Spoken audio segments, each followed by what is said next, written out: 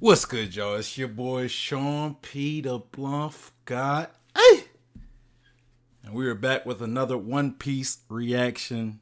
Today, we will be reacting to Mr. Morj.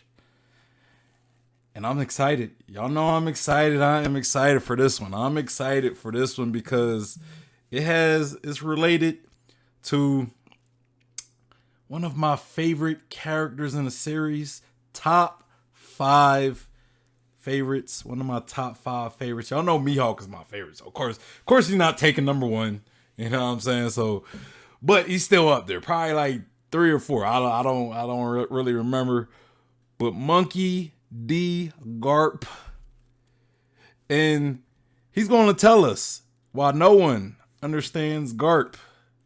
Now, before we get into the reaction, make sure you guys hit that like button. Also, subscribe, hit that bell for notifications. Comment down below your thoughts on the reaction. What did I get right? What did I get wrong? What do you agree with me? What do you disagree with me with? What did I miss? Let me know down in the comments. Or do you like Garp? Or do you not like him? Because I know there's a lot of people who don't like Garp. I know there's a lot of people that don't like Garp. We're going to talk about that. But let me know down in the comments.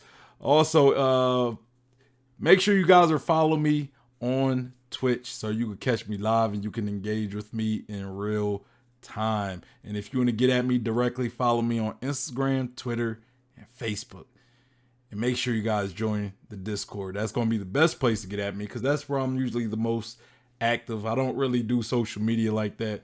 I know you guys who follow me on Twitch probably like, bro, he don't post. I really don't. I low-key don't like Twitter. I don't, not Twitch, Twitter. I don't like Twitter like that. I don't really care for those social medias. I mean, I do participate in Facebook though. But yeah, so the Discord is going to be the best place to interact with me. If you want to send me content like the video we're reacting to today, I have a submission folder in the Discord. So make sure you're part of the Discord. And if you want to be part of a future discussion stream, you must be a member of the Discord because that's how I do my discussions, y'all. So yeah, let's get into this video though. From Mr. Morj, the title of this video is No One Understands Garp. And I really do agree with that statement. I 110% agree with this statement. So let's talk about it because I got my thoughts on Garp, right? Because the reason why I love Garp so much, because people say, why would Garp be in my top 5 favorite characters? I really low-key think Garp is probably one of the best written characters in this, if not the best character or written character in the series. You know what I'm saying? Like, the best place to start on why Garp is such a great written character is his family. His family, right? Garp, a Marine, the hero of Marines. Not just a Marine, the hero. The legendary hero of Marines, right?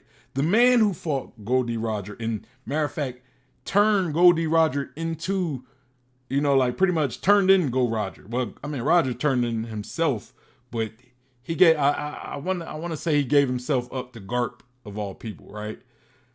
Then what did he do after taking in Roger? And we haven't even talked about God Valley, how he actually fought side by side with his enemy, his rival, a pirate, right? He fought side by side with Goldie Roger against Roxy Zabek, Kaido, Whitebeard, Big Mom, all them guys, right? All them people, all them pirates. Garp fought side to side with a pirate to take on a bunch of other pirates, right? But let's go to his family. Fast forward, let's go to his family, right? We got Garp, the hero of Marines. His son, an enemy of Marines. More so an enemy of the world government, right? Monkey D. Dragon, the leader. Not just a revolutionary. He is the leader of the Revolutionary Army. Garp's son, a criminal. Him being a Marine, a criminal. You know what I'm saying? And then we look at his grandson, Monkey D. Luffy. And I'm going to say biological grandson because technically, he got more than one grandson if you look at like the ones he adopted. But let's look at his actual blood. You know what I'm saying? Monkey D. Luffy. He tried to direct Luffy to be a Marine, but Luffy was more enticed by Shanks' words, right? So he wanted to become a pirate. And not just a pirate. He wanted to be the Pirate King, right? Monkey D. So he has a son who is high on the radar of the Marines and the world government. But yet, he wants to be Pirate King, right? And then what else? He took on the son of the man he pretty much was at odds with. His enemy, you could say. His enemy, Goldie Roger. He took Ace in, adopted Ace as his own grandson. And just like Luffy, he tried to mold this young man to be a great Marine, but no, that was not the course that Ace wanted to take. Ace was like, you know what, I'm gonna follow my father's footsteps and I'm gonna be a pirate. Matter of fact, I want to be Pirate King as well. Right? You could say the same for Sabo, but I feel as though we didn't really see Sabo and Garp's relationship. We didn't see it as strongly as we did with Ace and Garp. Like, we didn't get any touching moments with Sabo and Garp. But I do think Garp did care for Sabo as well, you know, because Sabo was around Ace and Luffy, and Garp, I think, would train all three of them. So, yeah, Sabo was, you could kind, I guess we could consider Sabo a grandson of Garp as well. And what did Sabo do? Just like he tried to mold Luffy and Ace into a Marine, he tried to mold Sabo into a Marine. But what did Sabo do? Sabo was like, nah. He was like, I'm going to be a pirate. But his path kind of alternated. He called an audible when he was taken in by Garp's son, Goldie Roger, and he was taken in by or not Goldie Roger, Monkey D. Dragon. I'm tripping, y'all. Monkey D. Dragon, Garp's son, and Monkey D. Dragon made Sabo a revolutionary. So he got one son. He got his grandson, two grandsons who became pirates, one son that became a revolutionary, and one grandson that became a revolutionary. Come on now. And let's fast forward in the story to the modern times, right? Where Ace gets caught by Blackbeard, right? Ace gets caught by Blackbeard and he's set to be executed. And this is what I want to talk. This is where I want to talk about, because Garp gets a lot of hate for this time, during the whole Marine Forward time. Ace is to be executed and Garp pretty much watches, right? Like, he doesn't do anything to stop anything.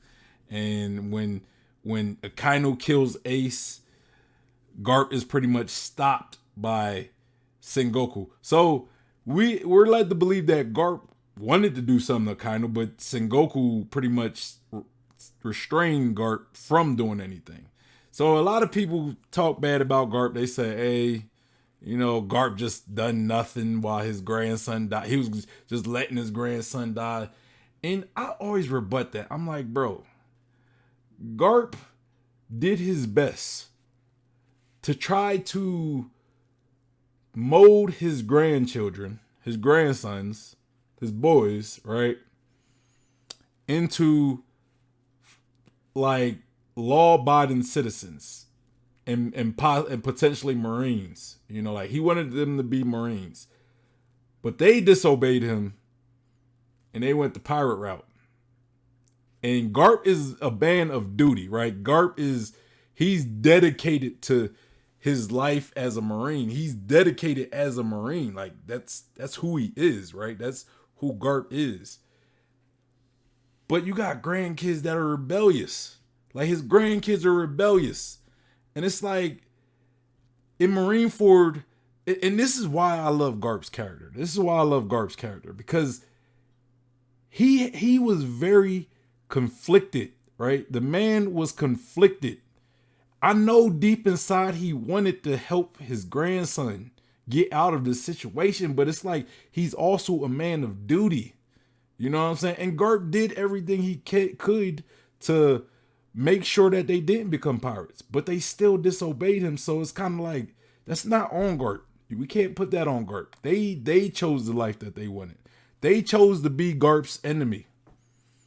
You know, and Garp is dedicated to his duty. And a lot of people, you know, people still going to dislike him for that, but Garp was very conflicted. It was between family and duty. You know, the two most important things in Garp's life, family and duty. And I think when Ace was killed, I think that's when it was kind of like that it was like, you know, screw duty. Like, I want to kill Kaino, right? So it's very, Garp was in a very compromising and a very tough situation, because let's say that Garp chose to try to save Ace from being executed, like way before Blackbeard showed up and way before Akainu killed Ace. Let's say he chose to act against the Marines and try to save Ace. He probably would have been killed. It's just way too many powerhouses. Like, the admirals would have jumped on him, Sengoku would have jumped on him. It's like, bro, what is he probably would have got killed, and Ace still would have got killed. So Garp was in a very tough position. That's you know, he was in a very tough position. So I personally don't blame Garp. I don't look at him as a bad person for, you know, not preventing Ace thing. Ace got himself into that position when he chose to disobey Garp and become a pirate. You know what I mean? So again, I don't put all this on Ace. I don't put it on Garp. I put it on Ace. Ace being executed was on Ace, not Garp. You know. And there's some other stuff we could talk about Garp, as far as like his disdain for working for the Celestials, therefore refusing a promotion to become admiral. Like, Garp could have probably been fleet admiral if he wanted to, but he just didn't want to take orders from the Celestial Dragons. So Garp is definitely a very complicated man, and that's part of why I like Garp and why he's one of my favorite characters. It's the complexity, his complex family dynamics, him being in between of the Marines and the pirates. You know, like, he's had relationships, like good relationships with pirates. You know, his grandsons, Goldie Roger. He also probably cares for his criminal son as well, his revolutionary son as well. So Garp is definitely a very complex man, and, you know, I'm glad that he's really starting to get that shine and he's getting that love again now that he's been interjected back into the story. It's an exciting time to be a One Piece fan for me. Well, yeah, let's get into this video. Why didn't Garp save Ace? Why would he choose his job over his family? That's where we start too. He's jumping right into the hard-hitting questions. You know, I like somebody who's, you know, I love complex characters. It's like, you know, a lot of people, like, Garp is a very polarizing character, right? And I like that about Garp. I like the fact that some people could look at what Garp done and just say, nah, he's bad for that. But some people could be like, you know what? I understand it. Family. Why does Garp continue to side with the Marines even when he knows the Celestial Dragons are evil? These are all questions and criticisms readers have had for Garp ever since Marineford, and as beloved as Garp is for his personality and strength, he has also received tremendous amounts of undue slander from terribly reductionist arguments over his decisions. If anything, Garp's choices through life and his role as a Marine go to the very heart of the primary moral conflict afflicting the One Piece world. And the entire point is that his decisions are supposed to be complicated, they are supposed to be painful, and they're supposed to communicate a necessary message that readers need to understand. If we and man, I just seen the pain in my man Garp's eye. Like let me rewind that a little bit. Show you all the pain in this man's eyes, man. Show supposed to y'all be the painful, pain in and this they're man's supposed to eyes. communicate a necessary. Like, look at the pain in my man's eyes, bro. Look at the pain in my man's eyes, bro. Come on, man. Like, y'all, how could y'all sit there and say such distasteful things about my man Garp, yo? Like, the man, he ain't want Ace to die. Come on now. You know, and I'm glad Mr. Morj is talking about that, because I feel as though he might explain things or put things into perspective a lot better than I can. So, yeah, I'm excited to hear what Mr. Morj has to say. Message that readers need to understand. If we think about the choice Oda made to have the greatest pirate of all time have a grandfather who is the greatest marine of all time, then with that lens in mind, Garp actually becomes one of the most interesting and underexplored characters in the entire series. One who provides a very unique moral dilemma and an avenue to explore certain themes that no other character can. So let's break down the truth of the greatest marine and one of the greatest characters in One Piece history. So before we get in, bro, I agree with you, Morj. I agree with you. One of the greatest characters, bro. Come on now. Come on now. You coming in with the galaxy punch. Like, come on now. Thing was like a meteor. Like a meteor of energy. Of hockey. Monkey D. Goat. That's what I'm about to start calling him. Monkey D. Goat. into it, make sure to subscribe. And This man is two animals in one. He's a monkey and a goat.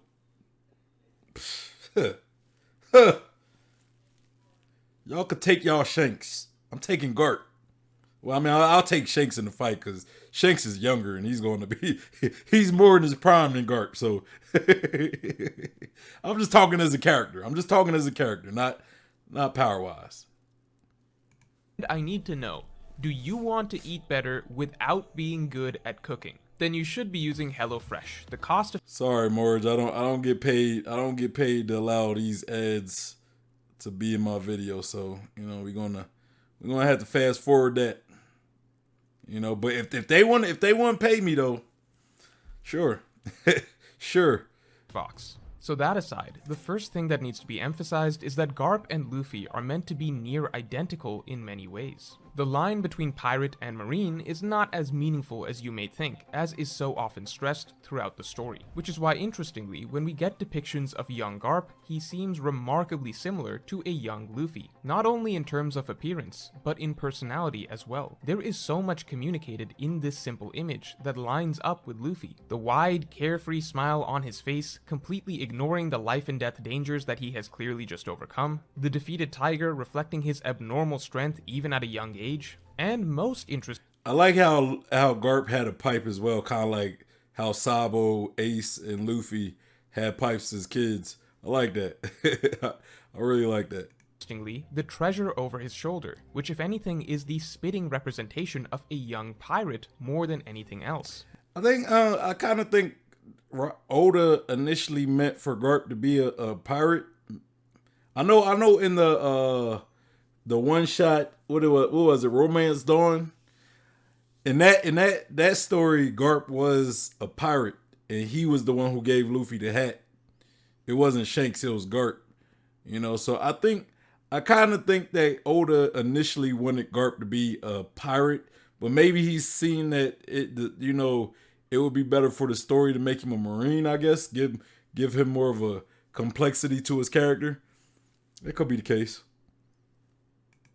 Garp is clearly a wild, adventurous, freedom-loving individual exactly like Luffy, and this extends to even what we see of him as a mature 80-year-old man. He seems to do whatever he wants as a marine, wildly disobeying orders with no regard for the repercussions, leading risky raids on a whim, and most notably, he has actively refused promotion to admiral status and above many times, specifically so that he can retain his freedom. He just wants whatever degree of power is needed for him to be able to act however he chooses. So with all these traits taken into account, the big question is, why isn't Garp a pirate? There are certainly Marines we've seen that have their own strong wills and convictions in their own ways, but Garp is 10 steps further on.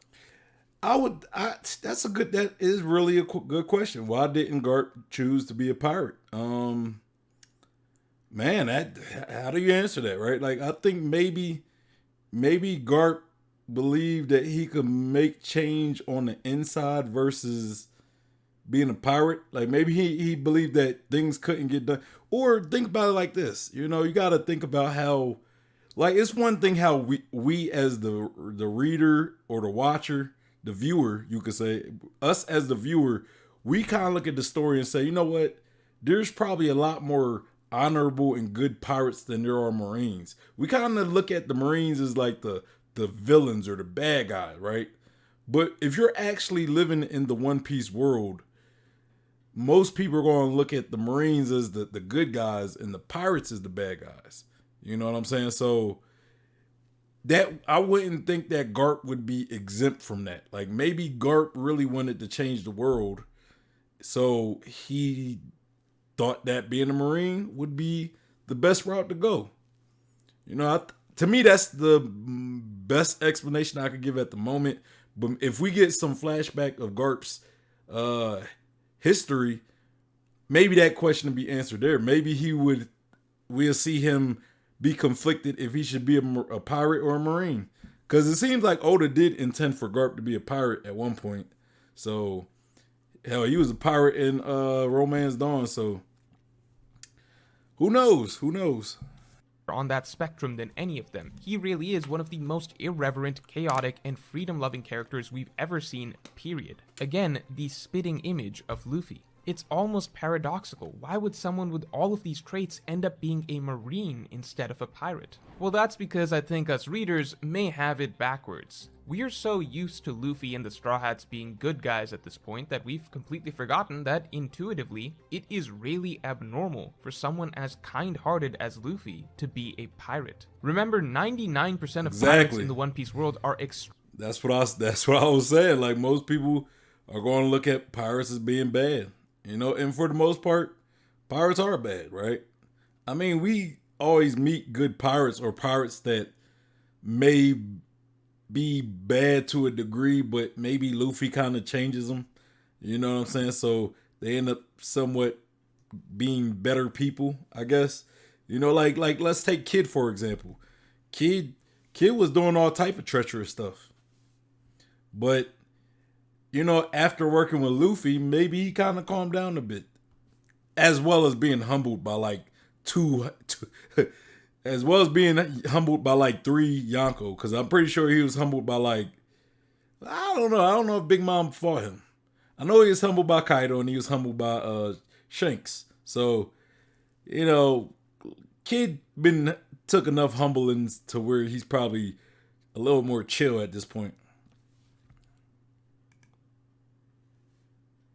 Extremely evil. Most everyone in the One Piece world intuitively views pirates as evil. Several of the Straw Hats would never have wanted to become pirates themselves, as it clashes with their morals. In reality, most good, kind-hearted people would opt to be Marines instead of pirates. Remember, just being a freedom-loving... And you also got to think about it like this as well. Like, Luffy could have possibly been a Marine if he didn't meet Shanks.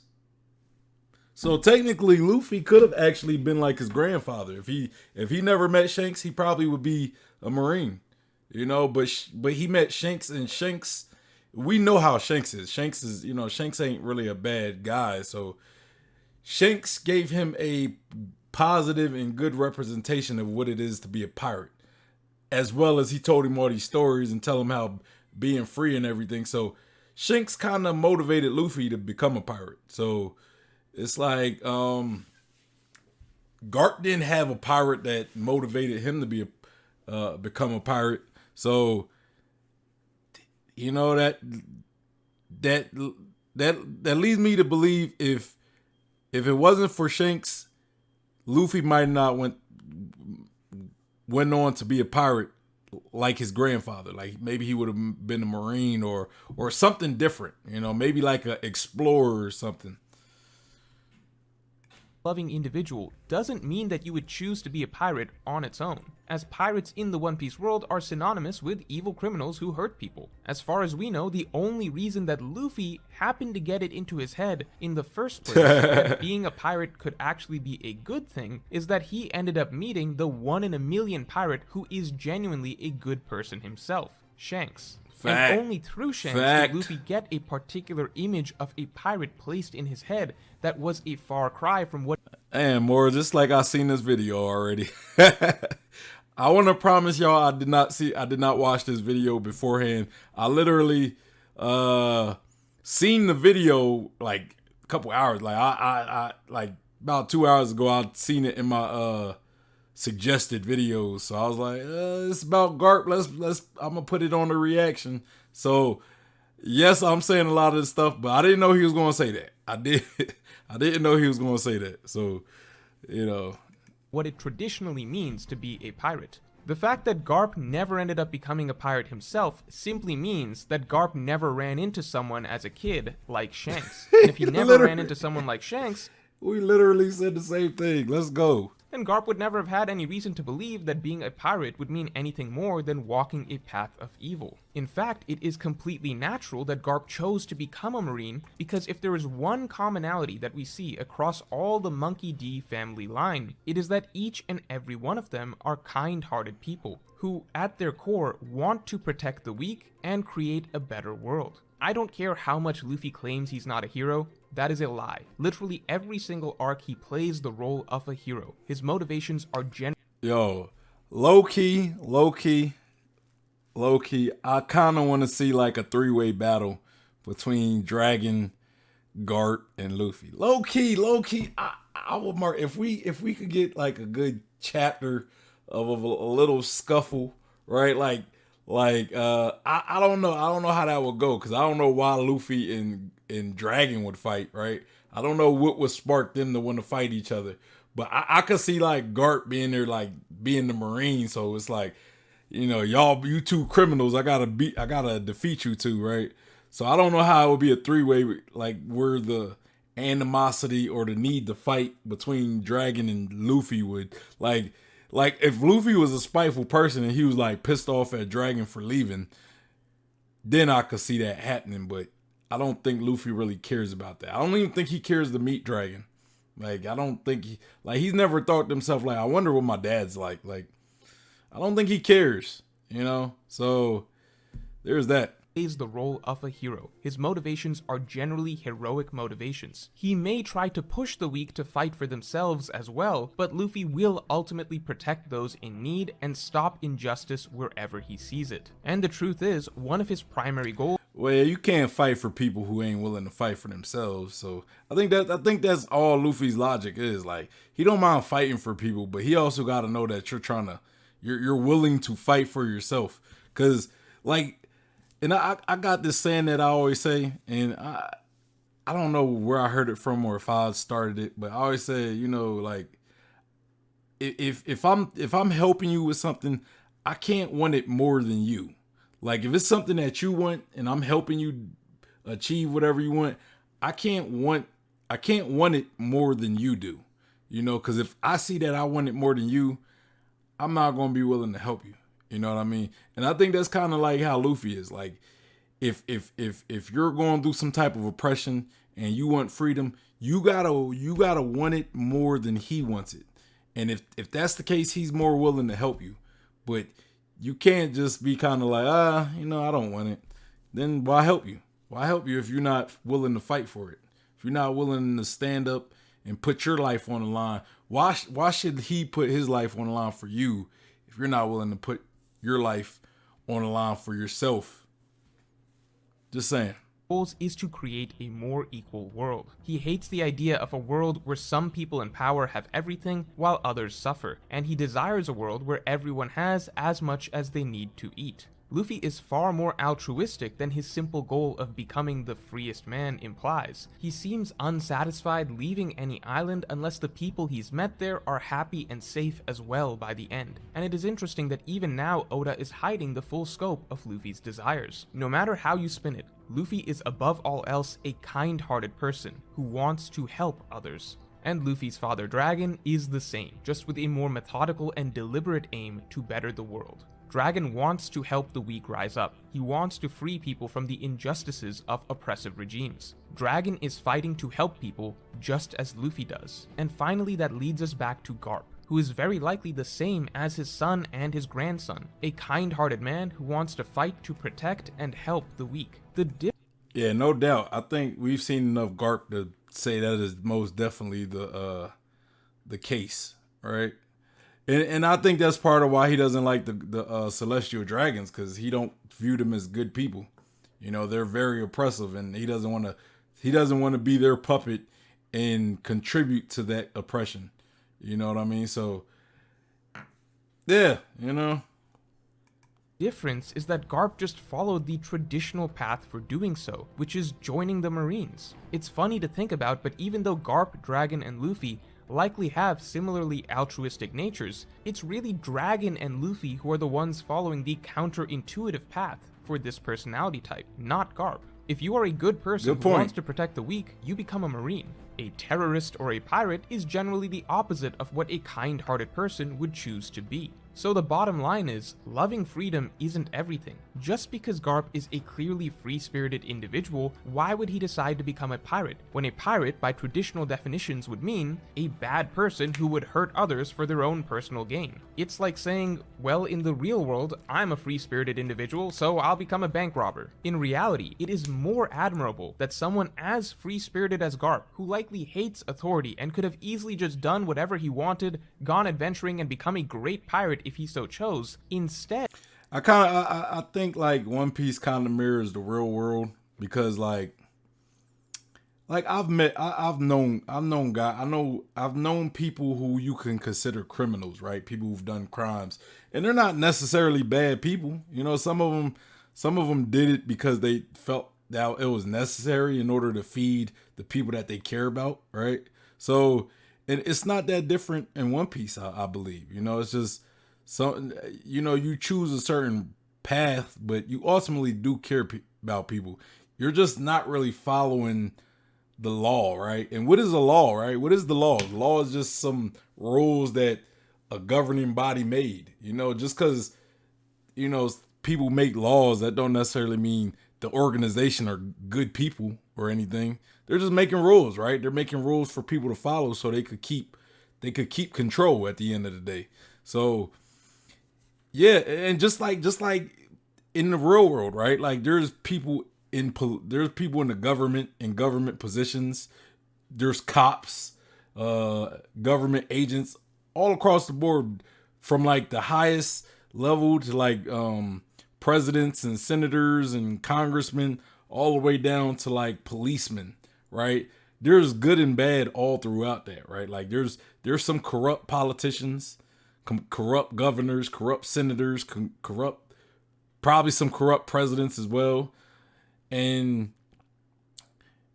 then you look on the opposite end of the spectrum, the criminals, the people who oppose, the laws and stuff that the government create. There's a lot of bad criminals, criminals that like to hurt people and do bad things. But then there's criminals who are they do crimes because, yes, technically they're breaking the law. They're, that's what a crime is, when you do something that's against the law. But they're not necessarily bad people, or they're not doing these things out of, malice. So, it's not that different from One Piece. And I that's one reason why I love One Piece, because it shows that there's a lot of evil Marines, but then there's some good Marines. Good Marines like Garp. Good Marines like Saul. I want to say Aokiji. I see Aokiji as a good dude. Kobe. I don't know where I would put Sengoku, because Sengoku don't seem like a bad person, but he also seems like the type that will let a lot of bad stuff that people under him do and people over him do as well, but it's a lot of gray area in both sides of the spectrum. It's not just one or the other. You're not just good or bad because you're a pirate or because you're a Marine. It's a lot of gray area. Ed valued protecting people and defending them from evil more, and so he sacrificed some of his freedom by signing up to be a rank and file soldier in the Marines. Despite that, we do see that even in the Marines, Garp has, through his strength, managed to rise to a position where he has attained far greater freedom relative to his colleagues, refusing to be under the thumb of the Celestial Dragons and being openly insubordinate with no consequences. From all the way back in his prime, where he would disregard orders and go and take on whatever fights and challenges he wanted, to all the way in his old age, where we see him leading raids on Yonko empires in his 70s, completely of his own accord. It is clear that Garp did not abandon his freedom completely. In fact, I won't lie though, man. I won't lie. Like, I don't want to say I'm shocked from what we seen in that chapter where Garp goes full of lead. He arrives and we see that big galaxy punch. I'm not saying I'm shocked how destructive, how the amount of power output that this man has. I kind of am, but I'm not. Because if you tell me that Garp was doing that in his prime, I wouldn't be shocked. But seeing Garp doing this in his old age, I am a little shocked. You know, and it's more just his age. It's not the fact that he's able to do it. Because if he's able to do that in his prime, it makes sense in my opinion. But the fact that he's as old as he is, but yet he's putting that, like, to me, I was more impressed with Garp did than what Shanks did to Kid in the previous chapter. So, you know, that's just kind of my thing. You know, and I'm not saying Garp is stronger than Shanks. I'm just saying, you know, I find it to be a little more impressive. In fact, he is likely the freest Marine to ever live. Not as free as a pirate, sure, but all that means is that ultimately Garp chose the responsibility of protecting the weak over a life of adventure, which is an admirable trait. That being said, that does bring us to the two areas where Garp does become a more morally controversial character. First of all, while it's all well and good that Garp chose an altruistic path of living primarily to protect people, how does that hold up when the very system that he works in is the biggest cause for oppression and injustice in the world? Garp cannot feign ignorance here, as he knows that the Celestial Dragons are evil, and he doesn't want to work directly for them for that very reason. Second, that's a good point. That is a good point. But I kind of believe Garp is more on the line where like he does what he can to help people. Like I don't know if Garp has any like grander idea to change the world. I kind of think Garp's the type of character where it's just like he does what he can to protect people. At the end of the day, he knows how screwed up the system is, and you know how morally corrupt it is. But it's kind of like, I think he's one of them type of guys. It's like, it is what it is, but I'm gonna do my part in making it better as much as I can, you know. But I mean, that's a good point. We can't shut that out. We can't just ignore all that. How does this justify Garp choosing duty over his family? After all, enforcing the execution of his own grandson, who is a good man himself, is not the same as saving some innocent villagers from pillaging pirates, right? Well, it's not that simple, and we'll get to that in a second. While I don't think Garp is completely excused in these two areas, that's part of the beauty of One Piece. It's not so black and white, and there are many well-intentioned characters that are simply caught in the middle. Thank you for saying that, Mr. Morj, because I agree. I get why people get mad at Garp for not like stopping anything or whatever, but it's way too complex to just say, oh, he should have helped Ace and that's that. Like, it's way more complex than that. You know what I'm saying? And to me, people who come at it from that view is just like, it's like I literally was debating with somebody earlier today about that. Like, not debating, but I kind of had to like, you know, say like, look, man, y'all can't be putting that on. Y'all can't put Ace's death on Garp. You know, it's way too complicated to just say, oh, Garp should have helped Ace and that's it. No, Garp is in a position where I think Garp looks at things in a bigger picture type situation, right? Like he's not going to sacrifice everything he's done to try to save Ace, which he could still possibly fail at and also get killed and be unable to help people. You know what I mean? At the end of the day, Ace chose the life he did that led him to be where he was. You can't blame Garp on that. You can't put that on Garp. Ace chose that life. Ace chose that. Garp literally did what he can in order to guide Ace in the right direction. But when Ace and Luffy disobeyed Garp, it was out of his hands at that point. They chose to be his enemy. You know what I mean? You can't ask me to betray what I've built and committed my life to help you when you chose to do what you did. You know what I mean? And now you gotta live with the consequences. You know, now I'm not going to lie though. If I was in Garp's position, I might have helped Ace.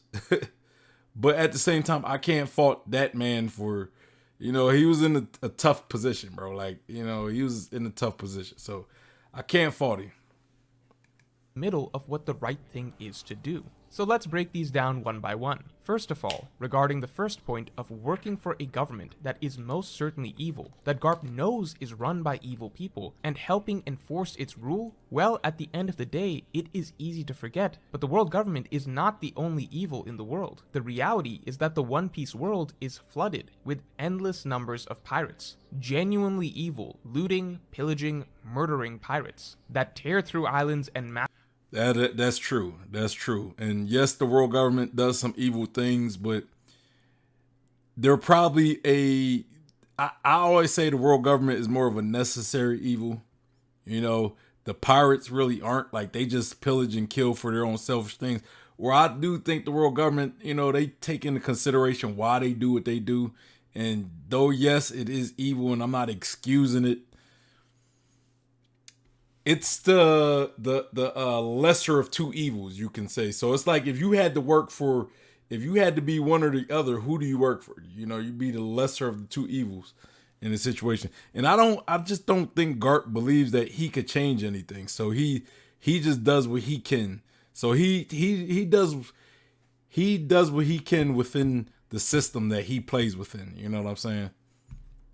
Massacre everyone there. The logic goes that while the world government is clearly dystopic in many ways, at the end of the day it is, at the moment, a necessary evil to protect the people of the world from the absolute chaos of being overrun by pirates. And the reality is that the vast majority of people in the world are not only unaware that the world government is also evil in its own ways, but they actually look to the Marines for safety and protection. Marineford is a symbol of peace for the world. The countless islands of One Piece celebrated the Marines' victory over the Whitebeard pirates because it meant that order would be maintained. The simple citizens of the world feared the victory of the Whitebeard pirates because it would mean the collapse of order. And they are 100% right to fear the collapse of order. They are right to fear a world overrun by pirates. Think about it like this. For the longest time, we knew about Ohara as basically the absolute worst thing that the world government ever did. And of course, the Ohara incident is terrible. But what readers don't consider is how many islands get Ohara'd by pirates every year. What people forget is that Ohara incidents happen all the time. Mr. Morj, you spitting, bro. You spitting, cause I didn't think of that, right? Like, I didn't think of that, but you spitting, man. You is definitely spitting. Time in One Piece at the hands of pirates. I mean, we hear about Yonko empires casually wiping out. Yeah, like, think about Kaido, right? Like, Kaido has oppressed a whole country, made them slaves and stuff. So just imagine if Kaido was able to do that unchecked by some, like, the world government. The world could put the whole world could be like under his thumb. You know what I mean? So I don't know. Like, do you want to be oppressed by Kaido, or do you want to be oppressed by the white or the world government? Because at least if you're under the world government, you might not get oppressed. Like, some people might get oppressed, but some people might not get oppressed. You get oppressed by pirates, everybody probably getting oppressed. You know what I'm saying? Because think about it, the world government's in charge right now, and there's a bunch of islands that are unaware of some of the atrocious acts that the world government commit, right? Because the world government's not oppressing every single body. They're not treating everybody as slaves, you know? So I think you have a higher probability of being oppressed under like a lawless society. Countries like it's nothing. Kaido's own commanders are named after calamities because they destroy lands wherever they go. That's not even mentioning the countless lower level pirates who turn islands to ruin left and right. And to top it all off, Garp himself rose up to become a marine hero, specifically in an era where there was an unstoppable force of evil pirates that threatened the safety of literally the entire world, the Rock's crew. So really think about it. Yes, marines like Garp, Kobe, Smoker, Aokiji, they have to live with the harsh knowledge that their own organization commits evils. They know that their side is far from perfect. But the reality is that their organization, as of right now, still needs to exist. Because without this bastion of order, wild, unchecked, rampant evil would spread throughout the world and lay every single island and nation to ruin. If there I think there's going to be a civil war within the Marines. It's going to be like the like a rebel group, maybe like Sword, right? Like a group, like you're going to have like the faction that with Sword in it that are looking to reform the world government, and then you're going to have like the old guard of Marines, the ones who are loyal to the world government and whatever they do, and they're willing to overlook some of the atrocities of what the world government does.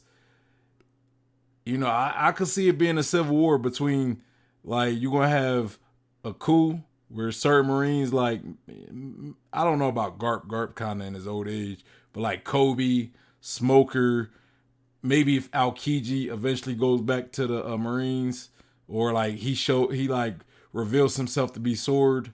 Like, these guys oppose the world government and all the Marines that are loyal to the world government. You know, guys like Kizaru, possibly Akainu. And the reason why I say possibly Akainu is because I think Akainu could potentially be a member of Sword.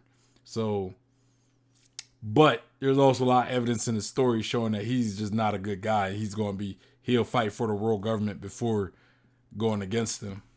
There is a side that is ultimately focused on protecting the weak, even if it is far from perfect. Garp chooses to be on that side, as that is where he is best able to do what is right. That is, of course, the dilemma that so many Marines are forced to grapple with. Those who know that the world government is evil, but also know that it is the only organization where they can try to actively be a force for good in the world. At least that's what most of them believe for now. We know that the Revolutionary Army has a vision for a better world order and reform of the current system. But that is such a drastic upheaval of literally everything in existence that it is understandable that all of the good guy Marines that we know of haven't just immediately jumped on board that. And let me say this, because a thought just popped into my mind, right? A thought just popped into my mind that I don't think anybody has ever considered. I don't think anybody has ever considered this possibility. You know, because we talk about why Garp didn't save Ace. You know, and I kind of have an idea of why. You know, and it also answers the question why Garp is so loyal to an oppressive regime of a world government. What if Garp is working with his son, Dragon, right? What if Garp is working with Dragon and he's waiting for the opportune time to betray the world government and the Marines and switch sides to the revolutionaries and the pirates? But in order for whatever, if let's say he is secretly working with Dragon, in order for all this to work, maybe he's been working like for years at this point. Like maybe it's been a while for him to be working with Dragon. Like he could have been feeding Dragon information for years. But in order for whatever, let's say they have this major plan that it executes when everything hits the fan, the world really just goes crazy, right? And I think we're getting closer to that. Garp is waiting for the right moment to switch sides, and he couldn't have done it during Ace's execution, you know. And if he would have like came out to try to save Ace, everything that him and Dragon planned for could have just went to waste. You know what I'm saying? Could have just went to waste. So he had to be like, he had to make a hard decision and allow his grandson to be executed in order for their plan to be executed properly. You know, like he's a very important piece in executing his plan. So it's like, do you save your grandson and sacrifice a big plan that could change the world and help out millions, possibly billions of people, possibly trillions of people? Or do you sacrifice that and save your grandson? You know, and that will also speak to why Garp was put in such a tough position.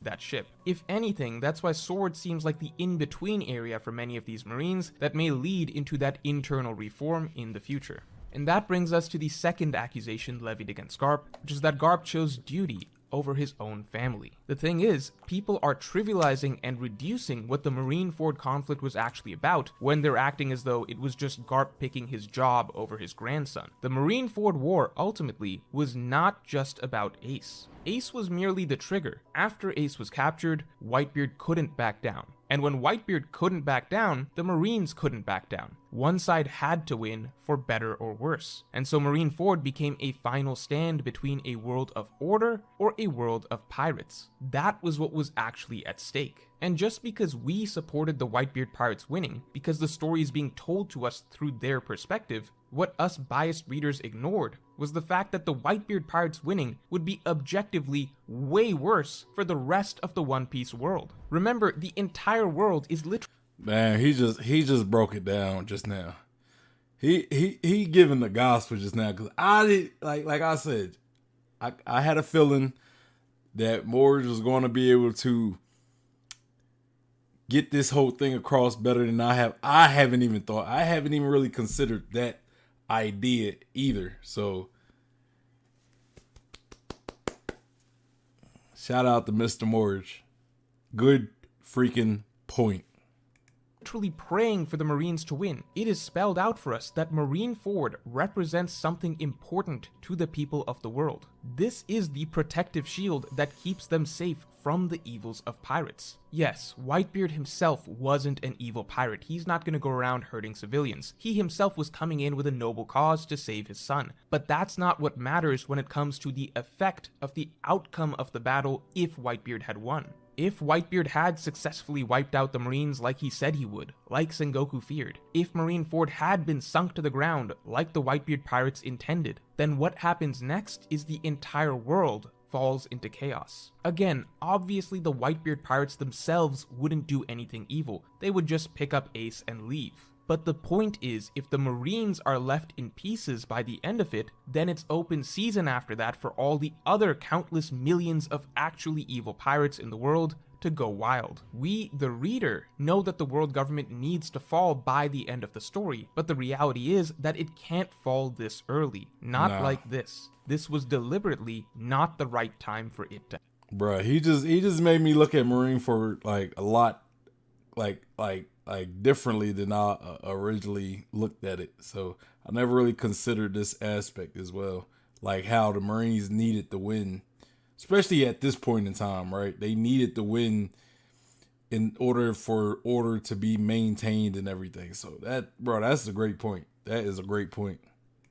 To happen. When the world government falls, it would need to be in a way that the Marines can be immediately reformed for the better in the process, not just completely crushed. The Revolutionary Army literally stresses that they still need the world government at the end of the day. The answer isn't just tearing everything down, it's rooting out the evil at its core. Again, for the millionth time, I'm not saying Whitebeard was the bad guy in all this, of course not, it's just the reality of what would happen in the aftermath of his righteous victory. With the Marines in shambles, the floodgates would now unfortunately be open to all sorts of far worse pirates running rampant. Ironically, it would be the same thing that happened to the islands that Whitebeard was protecting after the Whitebeard pirates were defeated. Except if the Marines were defeated instead, this exact same type of chaos would reign on all the islands that they had been protecting on a far bigger literally global scale. In fact, we already get a glimpse of the horrors that could be unleashed upon the world if the age of the Marines came to an end so abruptly. That is also specifically why the Marineford saga goes out of its way so many times, even as it showcases us the evils of the Marines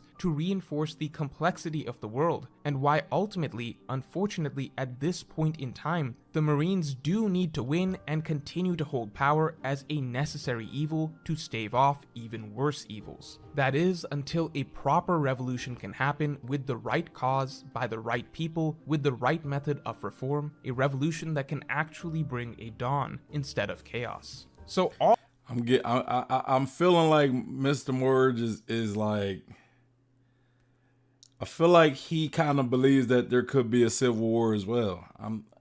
I don't know. Maybe he says it. Maybe he doesn't. Maybe I'm wrong.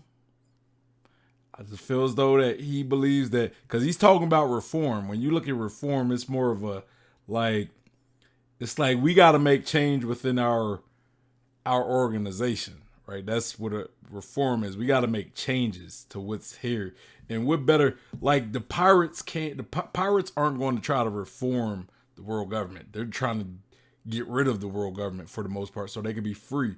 So the only people who could want to reform the world government are people who are on the same side as the world government, being the world government and the Marines. So that's why I believe that we can possibly see a civil war. And I think Oda's been setting that up since the beginning. That's why we got Marines that are like different, right? We got some Marines who like Garp, like Kobe, Smoker, Saul. We got some Marines who they're good. You know, they want what's right for everybody. Then we got some Marines who don't really give a F, right? We got guys like Kizaru. We got a lot of smaller Marines that we've seen. Akainu to me is kind of on the fence, because I do believe Akainu truly does believe in justice. I just believe Akainu's sense of justice is warped. I don't think Akainu is necessarily a bad individual. I just think he just has a warped sense of justice. Like it's like I'm here for justice, and if it's not justice, it needs to go. It needs to die. If it's not in line with what I believe justice is, it needs to go. You know what I mean? So he's more of an absolutist. He's that absolute justice. It's black and white with Akainu. There's no in between. You know, so yeah, and then we got the Gorosei, who are in charge of everything. You know, they're not Marines, but they're the ones who sanction all the oppressive, bad stuff that happened in the One Piece world.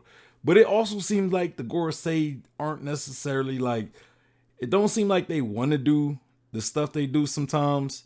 Or maybe all the Gorosei ain't the same. Maybe some of them, you know, feel different about some of the stuff they do. Because when we learned that Saturn was going to Egghead Island, and we knew that the world government gave the order to kill Vegapunk, Saturn seemed like he was a little like he didn't want to do it, but he just knew it had to get done. Like he was kind of against having to kill Vegapunk, you know what I mean? So if that's the case, maybe the Gorosei aren't always in agreement. Something. Maybe we could see a civil war between the Gorosei. Some Gorosei members who who disagree with some of the stuff that, you know, they sanction, and then there's the Gorosei members that's like, you know what? No, we have to do this. No, we have to do the bad stuff. So it's possible we could see a civil war among the Gorosei members. But you know, maybe all the Gorosei are like, you know, they don't like the bad stuff they do, but they realize that sometimes it's necessary.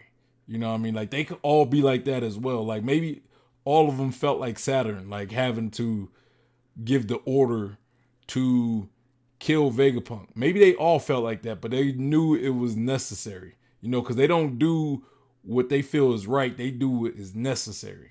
You know what I mean? Or they do whatever Eam tells them to do. You know?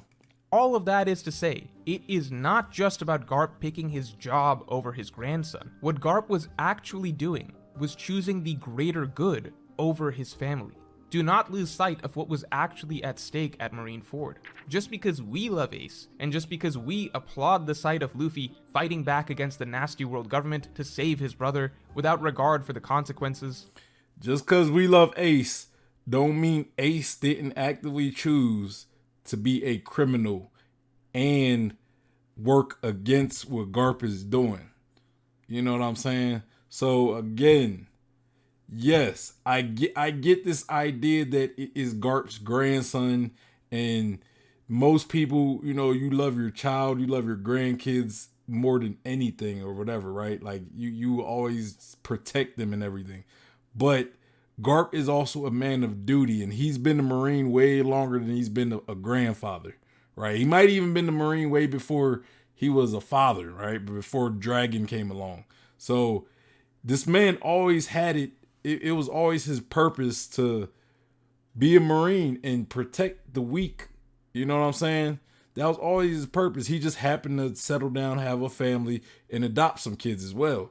So it's like now Ace put him in a position where he had to choose between his greater purpose or his love for him. And it's like, I think, and this is why I love Garp's character so much. This whole time, I think he was going back and forth whether he was going to try to save Ace or if he was going to just allow Ace die and do his duty, right? Like if he was going to sacrifice his duty or if he was going to sacrifice his grandson. I think up to the moment Ace died, I think he was fighting with himself to do something about it, you know.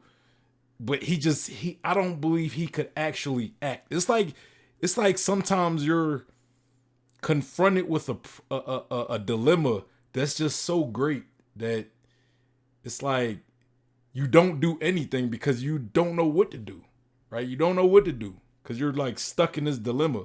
And I think that's what Garp was. It's kind of like when you go to the store and it's like you can only buy one thing, but you love both things equally, right? So you're like, damn, I just can't choose. I can't choose. So you end up getting nothing because it's like, you know what?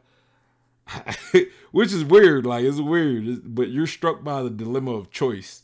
And you're choosing between two things you love evenly. Like, just imagine, like, if you had to... This is a little bit of a tangent. Imagine if you have two kids that you love equally. And somebody told you to choose. They're like, hey, I'm going to kill one. Who do you choose? Which kid do you choose? Do you even choose, right? Do you even choose? Because you love them equally, you know? And it's not about Garp loving his duty more than he loves his grandkids, but he feel his responsibility, or what he believes his responsibility is just as great as his love for his family. You know what I mean? Like his duty and his responsibility for the greater good, the everybody, you know what I mean, is much more important or just as important compared to his love for his family, his grandkids. So I just believe he was super conflicted and he wanted to help Ace, but it's just like he's kind of stuck. That's why when Luffy made his way up to the platform and Garp stood in front of Luffy, Garp allowed Luffy to punch him because he was like, hey, I can't do this. Like, I can't do it. Like, I'm at a loss, so I'm going to just have to let my grandson do this because he's willing to do this. And I don't know if I can do this. So I think Garp allowing Luffy to punch him and get him out of the way, that was Garp's way of helping Ace by taking himself out of the equation and letting somebody who's willing to do it. Like, that's what I believe, you know? So Garp did essentially try to help Ace in more of an indirect way. Do not forget the nuance, the entire point that Oda drove in, that in pursuing this selfish whim, there are countless people that are going to suffer as a result. The same reason that letting all the pirates out of Impel Down just to save Ace is a bad thing because the rest of the world suffers, is the same reason that the entire Marine force being wiped out just to save Ace would be a bad thing because the rest of the world would suffer. Garp fought on the side of the Marines because ultimately it is far more important for far more innocent people that the Marines remain standing at the end of the day. It is essentially the entire fate of the world riding on this, even if it is forcing Garp to do something that breaks his heart and he has to sacrifice someone he dearly loves for it. And obviously it is extremely difficult for Garp to side with the Marines through all this. We see this over and over again. He internally struggles just to raise a fist for their side even once, but the reality is he does it because it is the right thing to do.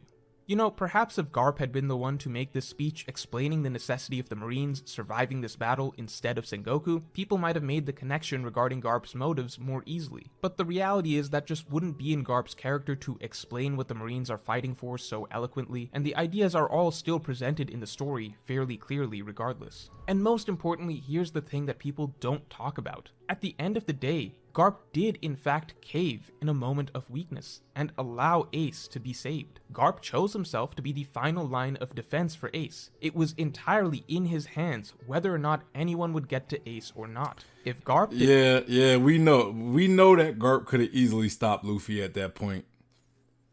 You know, and that's why I say Garp did help indirectly because he allowed Luffy to get past him, and we know Garp could have put up a better fight. Like, it's obvious that Garp could have put a better fight than he did, and he could have possibly even he could have stopped Luffy. Honestly, he could have stopped Luffy, and then we would have had 2 executions that day possibly. So, but he didn't.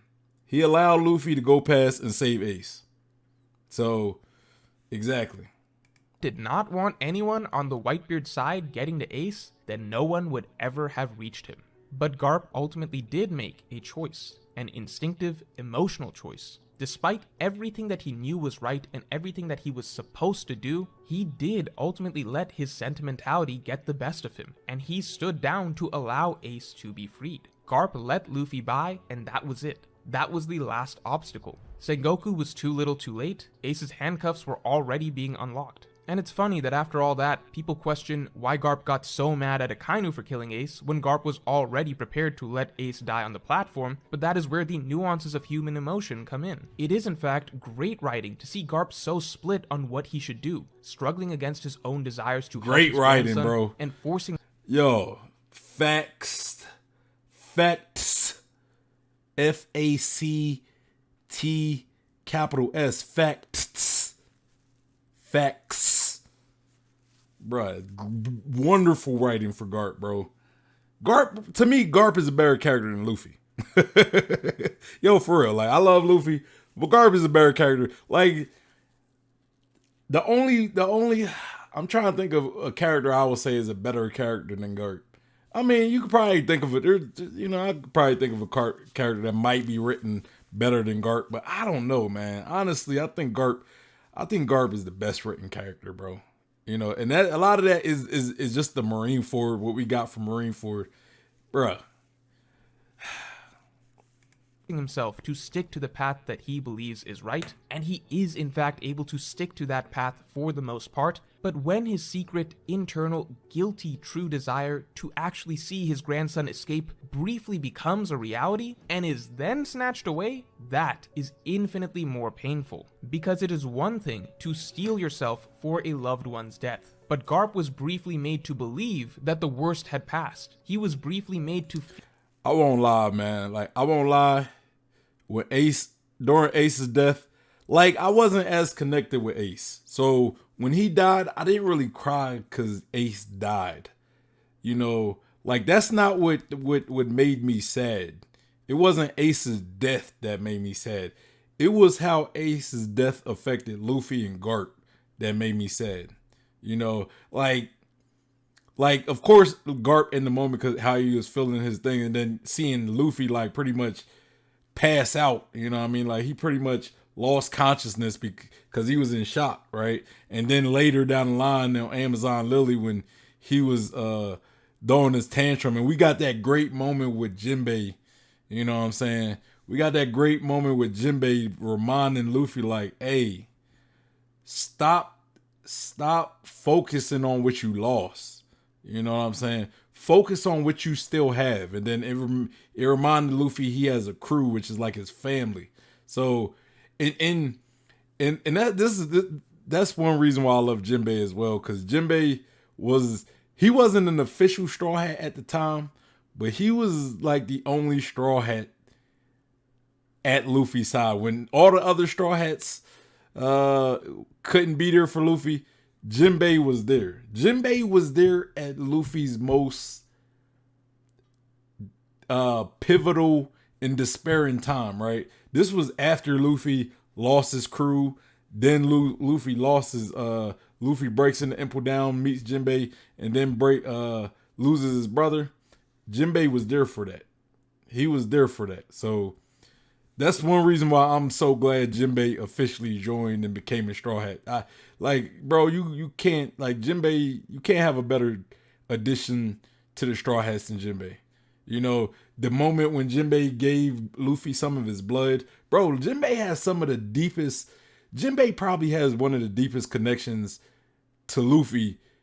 His connection is probably deeper than the other Straw Hats, and they've been with Luffy the longest. But Jinbei been there through some of the most trying times for Luffy, as well as he had that great moment when he gave Luffy his blood in that blood transfusion, which was technically illegal by Fishman Island standards. Feel relief. His guard dropped, and only then, at a moment where he was no longer prepared, was his grandson killed off anyway. That was the straw that broke the camel's back, and that's what makes this moment so raw and real. His hatred for Akainu here wasn't rational. It's not like Garp hated the executioners who were going to kill Ace, but that's why it's such a great scene. It's the climax to a roller coaster of emotions that Garp has been going through, which is why we can understand that this isn't a rational reaction, it's an emotional one, from a man who has been briefly gifted hope and then had it cruelly stripped away. Right down to his very last words, the struggle between Garp knowing rationally what is right and emotionally what he truly wants to do is perfectly expressed. Keep me held down because that is correct. That is what needs to happen. Because if I could do what my heart wanted, I would murder that piece of shit Akainu. So Garp, one of the greatest and most deceptively conflicted characters. Man, I'm about to have a tear, bro. I'm and about to drop a man tear. Necessary piece to the themes of the story. Let me know your thoughts on the character conflict of Garp in the comments below, and if you enjoyed this video, then definitely like and subscribe, and you can get my extended. I'm about to drop a man tear with that, man. That was beautifully said, Mr. Morj. That was beautifully said. Y'all go show Mr. Morj some love for that wonderful and beautiful presentation of Garp's character. I will say that, man. Oh, the emotions just rush back into you, man. Like, I don't know what else to add, honestly, right? I don't know what else to add to everything he's said about Garp. He pretty much said everything that could be said. That he said everything that I've said, and he added some stuff that I didn't even consider, you know, about like how it was so necessary for the Marines to win that war, or it could have spelt like bad news for the rest of the world. You know what I mean? So it was wonderfully said. Like he also said that way better than I could even explain. So it's just like same points, right? He had a lot of the same points, but it was packaged a lot better and cleaner than when I say it. So I don't do this much, but I want to thank Mr. Morj, honestly. I want to thank Mr. Morj for this video because I've argued with people about this whole situation, but he made it to where now I can argue it a lot better than I have been able to. So I really do appreciate Mr. Morj for that. And, you know, I want to say, I want to thank him for that. I want to thank him for this video because I'm an avid Garp fan. So, you know, I'm also a big defender of Garp. When people want to shade Garp's name, I'm there to defend Garp's name. Bro, I'll probably defend Garp more than I do Mihawk, honestly. You know, and Mihawk's my favorite character. And Kizaru's my second favorite. And I defend Garp more than I defend both of them characters. Cause I low-key just think Garp is a great character, a very well-written character, a very deep character, a deep and rich character. You know, like there's so much you could talk about Garp. You know, when we talk about Garp, there's so much you could say about this man. You know what I mean? You could talk about his family. You could talk about what he had to go through, the mixed emotions he had to go through at Marineford. You could talk about his relationship with the Pirate King. You know, the fact that he adopted the Pirate King's son. You know, it's just such a great character. And that's, you know, I believe he's probably the best written character in the series. And for that, I just have to defend the man. For real. I have to defend the man. I get why people say the things they say about Garp, but ultimately I think it's not so black and white as people make it to be. And essentially that's what I disagree with people on. That it's not black and white. You know what I mean? And that's not to dismiss their arguments, because they do have a lot of arguments and points people bring up that's going against Garp are valid. I'm not saying that, but it's just not that simple. You know what I mean? It's not that simple to just say, oh, well, he just let Ace die. It's not that simple, bro. It's not that simple.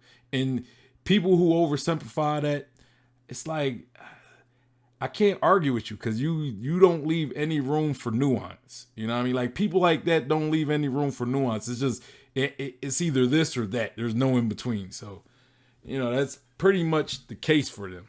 You know, that's pretty much the case that I get from them.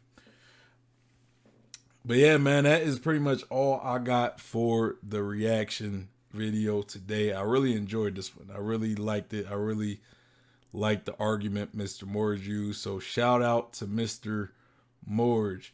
But yeah, anyway, make sure you guys hit that like button. Also subscribe, hit that bell for notifications.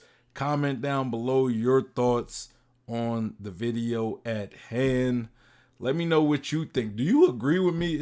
Or do you think Garp was flat out wrong? Like, was Garp flat out wrong, or are you like me and Mr. Morj, where y'all can actually see the nuances of his character and why just saving Ace wasn't as simple as it is? Because I know some people probably y'all probably gonna say like, no, Garp should have helped, and y'all just going stand 10 toes on that opinion.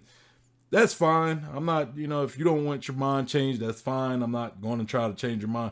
But let me know in the comments. You know, let me know how you feel. Are you team Garp is a piece of shit? Or are you team Garp is a very nuanced character and it's not as black and white as it is? Let me know in the comments. Also, make sure you follow me on Twitch so you can engage with me in real time. You catch me live. You know, we could have these discussions live. If you want to get at me directly, follow me on Instagram, Twitter, and Facebook, and make sure you guys join the Discord. So that is going to be the best place to get at me, because that's usually where I'm the most active. If you want to send me content, make sure you're part of the Discord. And if you want to be part of a future discussion stream, you must be a member of the Discord in order to join the discussion, right? But yeah, also the link will be in the description box as well. But y'all, anyway, y'all, it's your boy Sean P, the Bluff God, and I'm out of here. Peace.